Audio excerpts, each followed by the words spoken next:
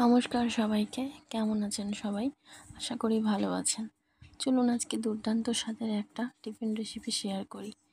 এটা যেরকম হেলদি, খেতেও কিন্তু অনবদ্য হয়। তো চলুন দেখে নেওয়া যাক। প্রথমে এক বাটি ওটস নেবেন, নিয়ে ওটা হালকা আছে ভেজে নেব, যতক্ষণ না ওটস থেকে একটা সুন্দর গন্ধ বের হচ্ছে। তো ওটসটা ভাজা হয়ে গেছে, এবার এটা গ্রাইন্ড করে নেব।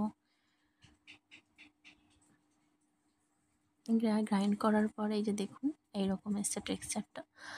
তো আগের দিন রাত্রেবেলায় আমি হাফ বাটি মসুর ডাল আর হাফ বাটি মুগ ডাল ভিজিয়ে রেখেছিলাম, তো ওটাকেও এবারে আমি গ্রাইন্ড করে নেব। তার সাথে দিচ্ছি আদা, একটা লঙ্কা ও একটু জল দিয়ে গ্রাইন্ড করে নেওয়ার পরে একদম স্মুথ একটা পেস্ট আসবে, সেটা ওই ওটসের যে ডাস্টটা হয়েছে ওটার মধ্যে মিশিয়ে নেব।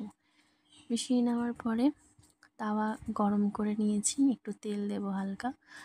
তো এইরকমভাবে তাওয়ার মধ্যে ছড়িয়ে দেব দোসা টাইপের, দোসা তো ঠিক নয়, চিলা।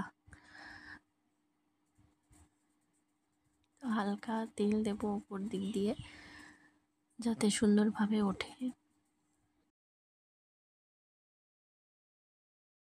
অপর পাশটাও আমি ঠিক একইভাবে ভেজে নেব।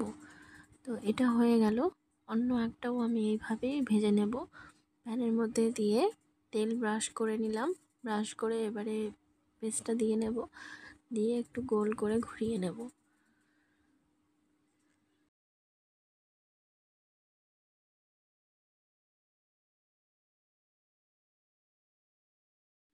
এটার সাথে সামঞ্জস্য রেখে আমি একটা আলুর তরকারিও করে নিচ্ছি।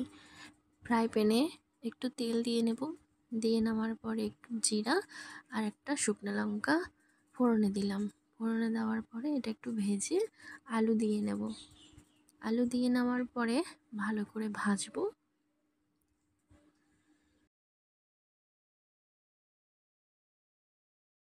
আদা আমি একটু গ্রেট করে রেখেছিলাম, ওটাই এবার একটু দিয়ে দেব।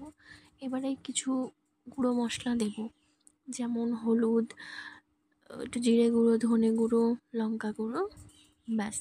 তো এটা দিয়ে এবার ভালো করে কষিয়ে নেব। কষতে কষতে যখন আলুটা মজে আসবে তখন জল দিয়ে নেব। জল দেওয়ার পরে হালকা শুকনো শুকনোভাবে আমি ওটা শুকিয়ে নেব।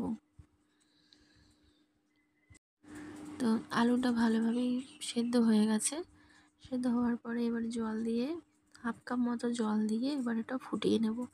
ফুটিয়ে নেওয়ার পরে একদম শুকিয়ে নামিয়ে নেব।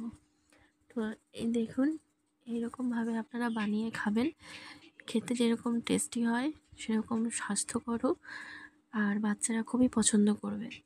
আমি এর সাথে একটু ফলও অ্যাড করেছি, গরমের কাল একটু রসালো ফল দিলে ওরা একটু রিফ্রেশ ফিল করবে।